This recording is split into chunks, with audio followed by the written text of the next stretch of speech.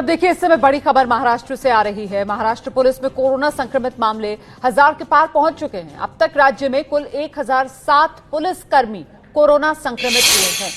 1007 महाराष्ट्र में पुलिसकर्मी कोरोना संक्रमित हो चुके हैं। अब तक 113 पुलिस वालों को डिस्चार्ज भी किया गया है, मतलब वो पूरी तरीके से ठीक होकर स्वस्थ होकर वापस अपने घर लौट चुके हैं, जबकि कोरोना से 7 पुलिसकर्मियों की महाराष्ट्र में मौत हुई है।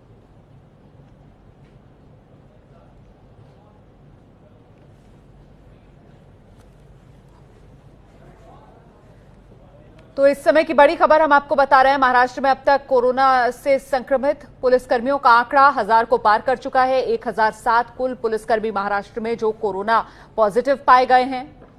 अच्छा, महाराष्ट्र जो है वो देश में कोरोना संक्रमण के मामले में सबसे ज्यादा इस वक्त कहर झेल रहा है। इस समय कोरोना के सबसे ज्यादा मरीज अगर किसी राज्य में देखने के लिए मिल रहे हैं तो वो महाराष्ट्र, और महाराष्ट्र का मुंबई जो है वो तो देश का कोरोना कैपिटल बना हुआ है। सबसे ज्यादा मामले महाराष्ट्र में कोरोना के मुंबई से ही सामने आ रहे हैं, और ऐसे में महाराष्ट्र में कोरोना से संक्रमित पुलिस वालों का आंकड़ा भी 1000 को पार कर चुका है। 1000 से ज्यादा पुलिसकर्मियों को महाराष्ट्र में कोरोना, 1007 पुलिसकर्मी अब तक महाराष्ट्र में कोरोना पॉजिटिव पाए गए हैं। 7 पुलिसकर्मियों की कोरोना की वजह से महाराष्ट्र में मौत हो चुकी है, और अब तक 113 पुलिस वाले पूरी तरीके से स्वस्थ होकर डिस्चार्ज भी हुए हैं। तो ये कोरोना काल है, संकट काल है। ऐसे में इस मुश्किल वक्त में हालात को काबू रखने में पुलिस अपनी भूमिका निभा रही है, और उसी दौरान पुलिस वाले भी इस कोरोना के संक्रमण की चपेट में आ रहे हैं। 1007 पुलिस वाले जो महाराष्ट्र में कोरोना पॉजिटिव अब तक हो चुके हैं।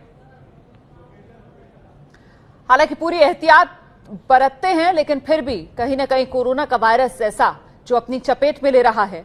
1007 पुलिसकर्मी महाराष्ट्र में कोरोना पॉजिटिव। तो चिंता का विषय यकीनन ये महाराष्ट्र के लिए है।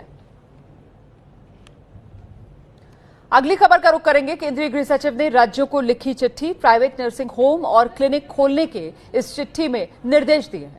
नर्सिंग होम क्लिनिक में दूसरी बीमारियों का इलाज करवाया जाए ताकि सरकारी अस्पतालों पर बोझ कम किया जा सके, ये इस चिट्ठी में लिखा गया है। केंद्रीय गृह सचिव ने राज्यों को चिट्ठी लिखी है। प्राइवेट नर्सिंग होम और क्लिनिक खोलने की इजाजत देने की बात इस चिट्ठी में कही गई है। हम सीधे रुख करते हैं। मेरे साथ मेरे सहयोगी ओम प्रकाश तिवारी इस समय मौजूद है। ओम प्रकाश, ताकि जो स्वास्थ्य सेवाएं हैं सरकारी अस्पतालों में एकदम से भार ना पड़े, वो कम हो सके बोझ, इसीलिए ये निर्देश जो दिए गए हैं राज्यों को।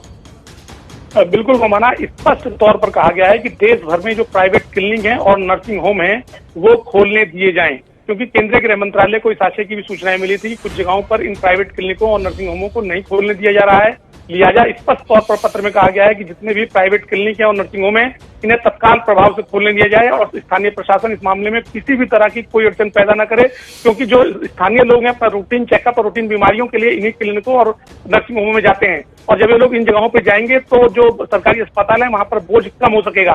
साथ ही राज्यों को यह भी कहा गया है कि अंतर्राज्यीय सीमाओं पर जो मेडिकल स्टाफ के लोग हैं उनको रोका टोका ना जाए। यानी साफ तौर पर कहा गया है कि मेडिकल स्टाफ और प्राइवेट क्लिनिक और नर्सिंग होम खोल दिए जाएं।